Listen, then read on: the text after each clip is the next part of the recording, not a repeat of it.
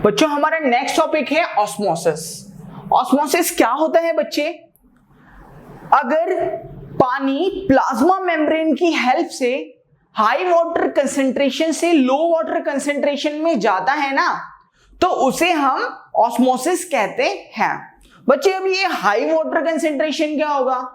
High water concentration का मतलब है कि जिसमें पानी के पार्टिकल्स ज्यादा होंगे, जिसमें पानी ज्यादा होगा। एग्जाम्पल, अगर मेरे पास फ्रेश वाटर है, बिल्कुल साफ सुथरा पानी है, तो उसमें पानी के पार्टिकल्स ज्यादा होंगे, तो इसकी हाई वाटर कंसेंट्रेशन होगी। अगर मेरे पास नमक का पानी है तो उसमें नमक के पार्टिकल्स ज्यादा होंगे। अगर मेरे पास कंसेंट्रेटेड सॉल्ट सॉल्यूशन है, यानी कि उस नमक और पानी के सॉल्यूशन में नमक के पार्टिकल्स बहुत ज्यादा हैं और पानी के पार्टिकल्स बहुत कम होंगे, ठीक है। तो मेरे जो साफ पानी होता है, मतलब फ्रेश वाटर में मेरे वाटर ज्यादा होता है और नमक पानी में क्या होता है, पानी कम होता है। ओके, तो मैं बोलूंगा कि जो मेरा फ्रेश वाटर है इसमें पानी की कंसेंट्रेशन ज्यादा है और नमक पानी में पानी की कंसेंट्रेशन कम है। तो अब आइए जानते हैं इसे एग्जांपल से।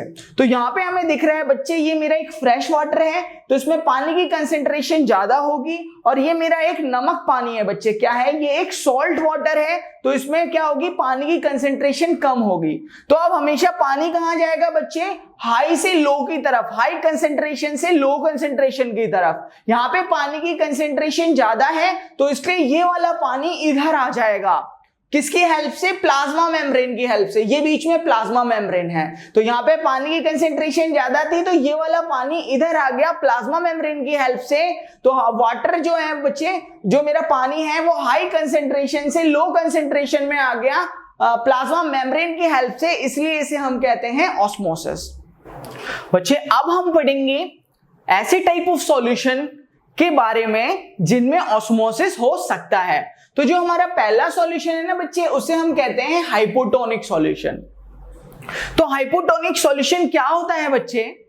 अगर मैं किसी ऐसे सेल जिसमें पानी की कंसेंट्रेशन कम हो, अगर इस सेल को मैं एक ऐसे मीडियम में डाल दूं जिसमें पानी की कंसेंट्रेशन ज्यादा हो, तो जो मेरा पानी है बच्चे वो मीडियम से सेल के अंदर चले जाएगा, जिसके कारण सेल स्वेल हो जाएगा। स्वेल मतलब फूल जाएगा या सेल एक्सपेंड हो जाएगा, उसका साइज बढ़ जाएगा।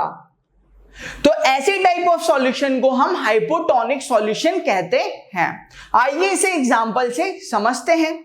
इसका एग्जांपल है बच्चे कि अगर मैं एक किशमिश को पानी के अंदर रख दूं, तो जो हमारी किशमिश होती है बच्चे, उसके अंदर पानी की कंसेंट्रेशन कम होती है, पानी की मात्रा कम होती है, और जो मेरा पानी है जिसके अंदर मैंने किशमिश रखी है उस पानी में पानी की मात्रा ज्यादा होगी।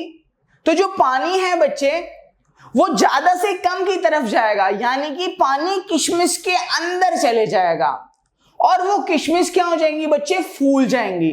तो हमें यहाँ पे देखने को मिल रहा है कि जो मेरी किशमिश थी बच्चे, रेजिन जिसे कहते हैं, इनके अंदर पहले पानी की मात्रा कम थी। इसको जैसे ही हमने पानी के अंदर डाला तो ये पानी इस किशमिश के अंदर चले गया और ये क्या हो गए? स्वेल हो गए, फूल गए या एक्सपेंड हो गए, बढ़ गया इनका साइज। देखो बढ़ रहा है ना। तो ऐसे सॉल्यूशन को हम हाइपोटोनिक सॉल्यूशन भी कहते हैं। बच्चे अब हमारा नेक्स्ट टाइप ऑफ सॉल्यूशन है, उसका नाम है आइसोटोनिक सॉल्यूशन। बच्चों आइसोटोनिक सॉल्यूशन क्या होता है? अगर मैं किसी सेल को किसी मीडियम के अंदर डालूं और उस सेल और मीडियम दोनों में पानी की मात्रा बिल्कुल एक जैसी हो, पानी की कंसेंट्रेशन बिल्कुल एक जैसी हो, तो ऐसे सॉल्यूशन को हम आइसोटोनिक सॉल्यूशन कहते हैं। तो ऐसे सॉल्यूशन में होता है क्या है बच्चे कि जो हमारा पानी है उसकी जो नेट मूवमेंट होती है वो जीरो होती है, बिल्कुल भी उसके अंदर मूवमेंट नहीं होती। तो इस वजह से जो सेल है ना उसका साइज बढ़ता है ना उसका साइज घटता है।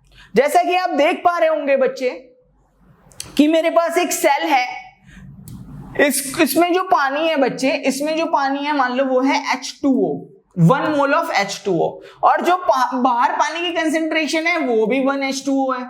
तो यहाँ पे पानी की जो कंसेंट्रेशन है वो बराबर है, तो इसलिए इस सेल के अंदर जितना पानी जाएगा इस सेल से उतना ही पानी बाहर जाएगा, मतलब जितना पानी बाहर जाएगा उतना ही पानी अंदर आएगा, इसलिए इस सेल का साइज सेम रहेगा, ना ही ये बढ़ेगा ना ही ये घटेगा। तो ऐसे टाइप ऑफ सॉल्यूशन को हम आइसोटोनिक सॉल्यूशन कहते हैं।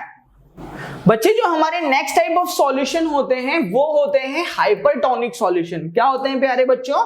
Hypertonic solution. तो ये हाइपरटोनिक सॉल्यूशन क्या होते हैं बच्चे, आइए जानते हैं। बच्चे अगर मैं किसी ऐसे सेल को जिसमें पानी की मात्रा ज्यादा है, अगर मैं उसे किसी ऐसे मीडियम में डालता हूं जिसमें पानी की मात्रा कम है, तो अब पानी ज्यादा से कम की तरफ जाता है हमेशा, तो अब पानी सेल से मीडियम की तरफ जाएगा, तो सेल से बाहर निकलेगा और मीडियम में जाएगा, जिसके कारण जो सेल है बच्चे वो श्रिंक कर जाएगा, सिकुड़ जाएगा, और ऐसे सॉल्यूशन को हम हाइपरटोनिक सॉल्यूशन कहते हैं। आइए इसे एग्जांपल से समझते हैं बच्चे।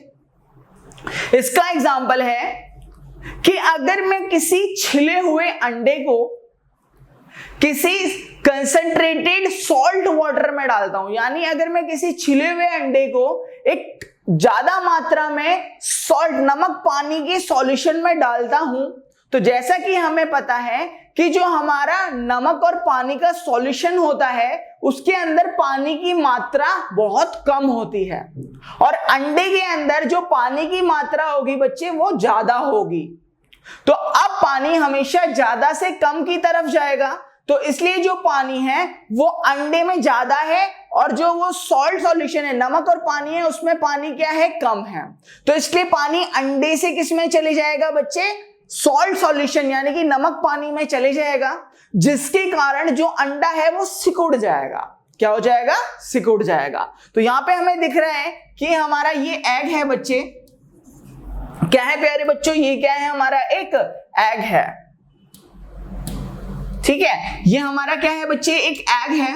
इस एग को हमने नमक और पानी के सॉल्यूशन में रखा, तो एग के अंदर बच्चे जो पानी है वो क्या है, ज्यादा है, पानी की कंसंट्रेशन क्या है, ज्यादा है, और जो नमक पानी है बच्चे, जो मेरा नमक पानी है इसमें जो पानी की कंसंट्रेशन है बच्चे H2O जिसे कहते हैं, उसकी कंसंट्रेशन क्या है, कम है। तो जो पानी है बच्चे वो हमेशा हाई से लो की तरफ जाता है, तो ज्यादा पानी कहाँ है, इधर है, तो इसलिए ये क्या हो जाएगा, ये पानी बाहर निकल जाएगा, ज्यादा से कम की तरफ जाता है। तो ये पानी जैसे ही बाहर निकलेगा तो ये अंडा सिकुड़ जाएगा, श्रिंक हो जाएगा।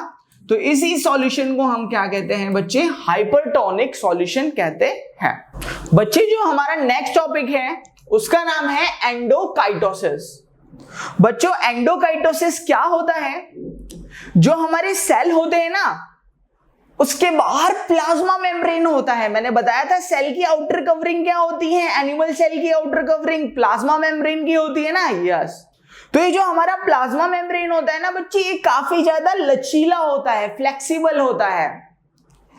ये प्लाज्मा मेम्ब्रेन सेल के लिए खाने को क्या कर देता है बच्चे, निगल जाता है, और जो भी जरूरी चीजें होती हैं उन्हें निगल जाता है, जैसे कि खाने को निगल जाएगा, ऑक्सीजन जरूरी होता है सेल के लिए उसे भी निगल जाता है। तो इसी प्रोसेस को हम कहते हैं बच्चे एंडोकाइटोसिस। बच्चों जैसा कि आपको देख पा रहे होंगे कि ये हमारे पास एक क्या है, सेल है। तो इस सेल की जो बाहर वाली मेम्ब्रेन है ना, ये वाली मेम्ब्रेन, ये है हमारी प्लाज्मा मेम्ब्रेन। क्या है प्यारे बच्चों, ये वाली मेम्ब्रेन है प्लाज्मा मेम्ब्रेन। मैं यहां पे लिख देता हूं बच्चों, ये क्या है, प्लाज्मा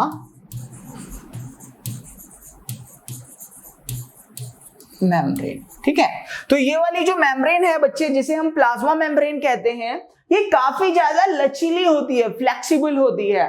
तो ये ना इस फूड को देखो निगल रही है ना, देखो ये क्या कर रही है, इस फूड को निगल रही है, ठीक है। तो ये जो हमारी प्लाज्मा मेम्ब्रेन है वो काफी ज्यादा लचीली होती है, तो वो सेल के लिए फूड को निगल लेती है या ऑक्सीजन को निगल लेती है। तो इस प्रोसेस को हम एंडोकाइटोसिस कहते हैं। बच्चे हमारा नेक्स्ट टॉपिक है सेल वॉल। सेल वॉल क्या होता है बच्चे, प्लांट में ना प्लाज्मा मेम्ब्रेन के बाहर भी एक और लेयर होती है जिसे हम सेल वॉल कहते हैं। बच्चे जो सेल वॉल होता है ना, वो किससे बनी होती है बच्चे? ये सेल्यूलोज से बनी होती है। किससे बनी होती है? सेल्यूलोज। सेल्यूलोज एक कॉम्प्लेक्स सब्सटेंस होता है जो प्लांट के सेल को कठोर बनाता है, हार्ड बनाता है। ये प्लांट के सेल को स्ट्रक्चरल स्ट्रेंथ भी देता है, ताकत देता है, ताकि वो क्या हो सके बच्चे? ताकि वो किसी भी डैमेज से बच सके, किसी भी होने वाले नुकसान से बच सके। तो बच्चे ये हमारा एक प्लांट सेल है जिसमें ये जो इसकी आउटर मोस्ट कवरिंग है ना, आउटर मोस्ट लेयर, ये वाली, ये होती है बच्चे सेल वॉल। यही सेल वॉल बच्चे सेल्यूलोज से बनती है। और ये सेल्यूलोज क्या करता है? इस प्लांट के सेल को कठोर बनाता है ताकि ये जो हमारा प्लांट का सेल है वो किसी भी डैमेज से बच सके और इसे एक ताकत देता है। बच्चे जो हमारा नेक्स्ट टॉपिक है उसका नाम है प्लास्मोलाइसिस। प्लास्मोलाइसिस क्या होता है बच्चे? अगर प्लांट के सेल से पानी बाहर आए, किस रीजन के कारण? ऑस्मोसिस के कारण, ठीक है ना। तो अगर प्लांट के सेल से ऑस्मोसिस के कारण पानी बाहर आए तो उस प्रोसेस को हम प्लास्मोलाइसिस कहते हैं। तो यहां पे आपको दिख रहा होगा बच्चे, हमारे पास एक प्लांट क्या है? एक हमारे पास प्लांट का सेल है। तो इसके अंदर से बच्चे ये H2O बाहर आ रहा है। बच्चे देखो, ये पानी बाहर आ रहा है, तो इसलिए इस प्रोसेस को हम कहेंगे प्लास्मोलाइसिस।